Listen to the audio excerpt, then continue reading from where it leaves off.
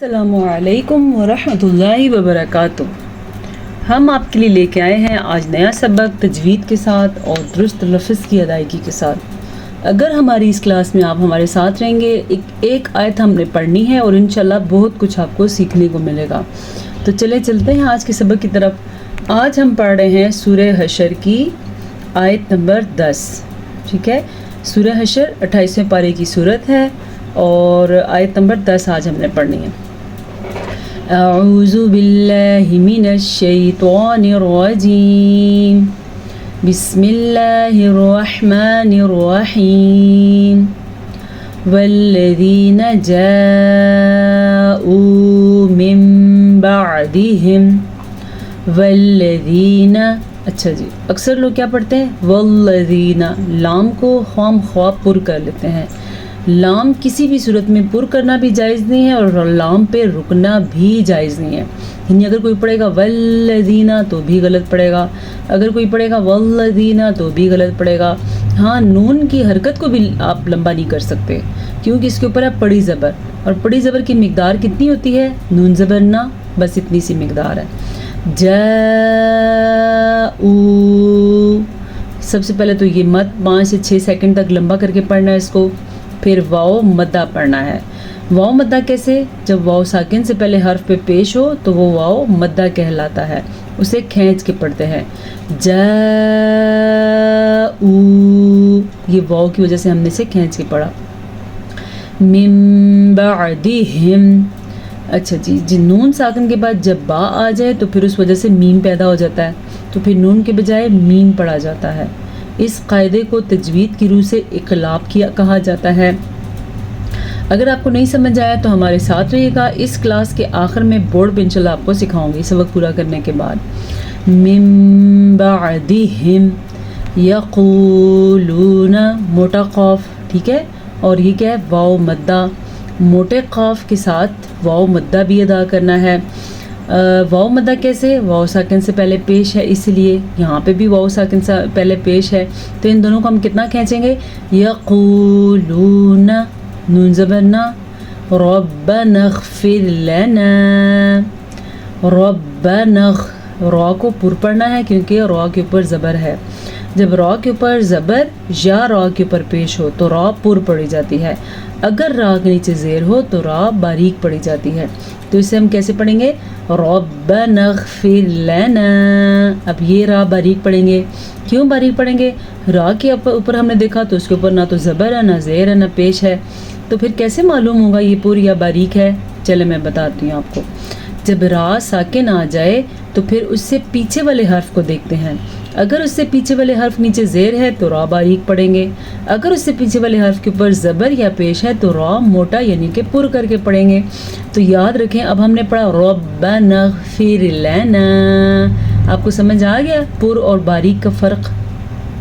وَلِإِخْوَانِنَا الَّذِينَ، اچھا دھیان دیجئے گا، لام کے نیچے بھی زیر ہے اور اس الف کے نیچے بھی زیر ہے، تو دونوں کو ہم پڑھیں گے۔ بعض لوگ پڑھتے ہیں وَلِإِخْوَانِنَا، یہ غلط ہے، وَلِإِخْوَانِنَا الَّذِينَ، ٹھیک ہے، اس الف کو بھی پڑھنا ہے اور اس زیر کو بھی پڑھنا ہے۔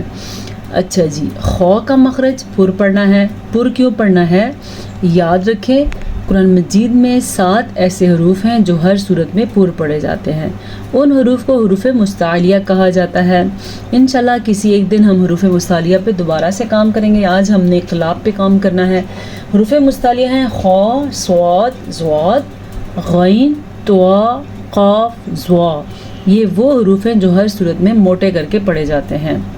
سبقونا بالایمان، سین زبر سا، با زبر با، سبا، قاف پیش واو، قو، سبقو، نون زبر الف نا، سبقونا۔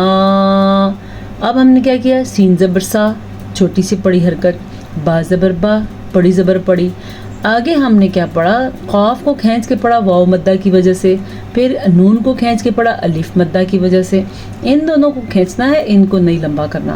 سبقونا بالایمانی، ٹھیک ہے، یہ ہے یا مدہ، یا ساکن سے پہلے حرف نیچے زیر ہو تو اسے یا مدہ کہتے ہیں، الف سے پہلے زبر ہو تو اسے الف مدہ کہتے ہیں. اسے بھی ہم نے کھینچ کے پڑھنا اور اسے بھی کھینچ کے پڑھنا ہے مدہ ہونے کی وجہ سے. بالایمانی، ٹھیک ہے. ولا تجعل فی قلوبنا، بعض لوگ اس کو پڑھتے ہیں ولا تجعل، نہیں یہ لکھا ہوا ہے ولا، لام زبر الف لا، اسے لمبا کر کے پڑھنا ہے. ولا تجعل، ٹھیک ہے. قلقلہ، جیم کے اوپر ساکن ہے تو ساکن ہونے کی وجہ سے یہاں پہ قلقلہ ہوگا. قاف، طا، با، جیم، دال، یہ ہیں 5 حروف قلقلہ. جب کبھی ان کے اوپر ساکن آ جائے تو وہاں پہ جھٹکا پیدا ہوتا ہے، جیسا کہ ہم نے یہاں پہ کیسے جھٹکا دیا، تجعل، ہم نے یہاں پہ قلقلہ کیا. وَلَا تَجْعَلْ فِي قُلُوبِنَا، فی یا مدہ، قلو واو مدہ، بینا الف مدہ. اسے بھی ہم نے کھینچ کے پڑھا. قاف کو ہم نے چھوٹا پڑھنا ہے کیونکہ قاف کے اوپر صرف اور صرف پیش ہے. آگے واو مدہ کی وجہ سے اسے کھینچ کے پڑھیں گے اور نون کو، با کو چھوٹا پڑھیں گے، بازر بی، نا، بینا. حرکات کے اوپر میں آج کل زیادہ دھیان اس لیے دے رہی ہوں کیونکہ آلموسٹ زیادہ غلطیاں یہی ہوتی ہیں. غلل للذین، غلل، اچھا جی. غین کو پر پڑھنا ہے، لام پہ نہیں رکنا. یہاں پہ کتنے لام ہیں، 1 2 3. نظر تو یہ آپ کو 3 لام آ رہے ہیں، اصل میں یہ 6 لام ہیں کیونکہ جب لام پہ شد ہو، کسی بھی حرف پہ شد ہو تو وہ 2 حروف ہوتے ہیں اس کے اندر. کیسے ہوتے ہیں میں آپ کو آج کی کلاس میں یہ بھی بتاؤں گی. کیسے ایک شد والے حرف میں 2 حرف ہوتے ہیں، یہاں بھی 2 لام ہیں تو غلل للذین ایسے پڑھنا ہے. غلل الذین نہیں، غلل للذین، اس کو سیکھ لیں آپ. غلل للذین آمنوا، حمزہ کھڑی زبر آ، میم زبر ما، آما، نون پیش واو نو، آمنوا. اب یہاں بھی ہم نے لمبا کیا ہے، اسے بھی لمبا کیا لیکن میم درمیان میں چھوٹا سا، ما اتنا سا. ربنا انک، اچھا جی. را کو ہم نے پر پڑھا کیونکہ را پہ زبر ہے. مد کو ہم نے ادا کیا کیونکہ یہاں پہ جو مد ہے یہ 3 سے 4 حرکات عربیہ کے برابر لمبی کی جاتی ہے. انک، یہاں بھی غنہ ہونے کی وجہ سے، نون پہ شد ہونے کی وجہ سے غنہ ہوگا. غنہ کیسے ہوتا ہے، انک، ناک میں آواز چلی جائے گی اور آپ کی آواز کو ٹھہر جانا ہے وہاں پہ. انک، کاف کو لمبا نہیں کرنا. بعض لوگ پڑھتے ہیں انکا، دونوں باتیں غلط، نہ تو غنہ کیا اور نہ کاف کو چھوٹا کر کے پڑھا. انکا، نون کو ہم نے لمبا نہیں کرنا، صرف غنے پہ ہم نے ٹھہرنا. انا کا بھی نہیں کرنا. انکا رؤوف الرحیم، را کو پر پڑھا کیونکہ را کے اوپر زبر ہے اور رحیم کو بھی ہم نے پر پڑھا کیونکہ اس را کے اوپر بھی زبر ہے. ٹھیک ہے. رؤوف الرحیم، یہ ادغام بلا غنہ کا قاعدہ ہے. ویسے اگر را نہ ہوتا تو یہ رؤوفن ہوتا، پھر غنہ بھی ہوتا. را آنے کی وجہ سے یہاں پہ ادغام بلا غنہ ہے، نون کی کیفیت ختم ہو جائے گی. رؤوف الرحیم، اسے ہم ایسے پڑھیں گے. چلے ہم چلتے ہیں اگلے مرحلے کی طرف، وہ ہے بورڈ پہ آپ کو سمجھانا کہ اقلاب کیا ہوتا ہے اور اس کی کیا حالات ہوتی ہیں.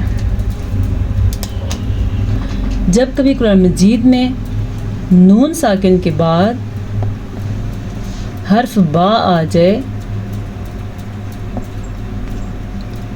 تو پھر کیا ہوتا ہے، اس نون ساکن کو، یہ نون ساکن اس کو کہتے ہیں نون ساکن، اسے جزم بھی کہتے ہیں. جزم، نون کے اوپر جب جزم ہو یا اسے ساکن کہتے ہیں، اس کے بعد با آ جائے تو اس نون کو می میں بدل دیتے ہیں تو پھر نون نہیں پڑھا جاتا، وہ با پڑھا جاتا ہے. ایسا 2 حالات میں ہوتا ہے، ایک تو نون ساکن کے بعد ہوتا ہے اور دوسرا ہوتا ہے نون تنوین کے بعد. اچھا جی، وہ کیسے، یہ دیکھیں نون تنوین کے بعد یہ ہے نون تنوین، 2 زبر 2 زیر 2 پیش کو نون تنوین کہتے ہیں. نون تنوین کے بعد اگر با آ جائے تو پھر کیا کرنا ہے، تو پھر یہاں پہ ایک چھوٹا سا میم آ جائے گا. اسے ہم نے پڑھا ہے مم بعدی، جبکہ اسے ہم پڑھیں گے رسول بما. ٹھیک ہے، یہ رسول بما، اس کے اوپر غنہ بھی ہوتا ہے اور میم پڑھا جاتا ہے. بجائے اس کے کیا پڑھا ہے؟ رسول بما. آپ نے پڑھنا ہے رسول بما من بعدی. یاد رہے گا آپ کو، نون ساکن کے بعد با آ جائے، یہ میم تو آپ کو لگا ہوا تیار مل جاتا ہے، لیکن آپ کو پتہ ہونا چاہیے میم کس وجہ سے آیا ہے. تو پھر نون کے بجائے میم پڑھا جائے گا من بعدی. یہاں پہ بھی رسول بما. ٹھیک ہے، یہ تو ہو گیا آپ کے پاس اقلاب. اس قاعدے کو اقلاب کہتے ہیں. اقلاب لکھتے کیسے ہیں یہ بھی آپ دیکھ لیں. اس کو کہتے ہیں نون ساکن اور نون تنوین میں نون ساکن اور نون تنوین میں اقلاب کا قاعدہ، اس کو اقلاب کہتے ہیں. اگر آپ اپنے پاس ہیڈنگ دینا چاہتے ہیں تو آپ لکھیں نون ساکن اور نون تنوین میں اقلاب کا قاعدہ. یہ ہے اقلاب. اچھا جی، وہ شد کے اندر 2 حرف کیسے ہوتے ہیں؟ چلیں آج یہ دیکھ لیں آپ.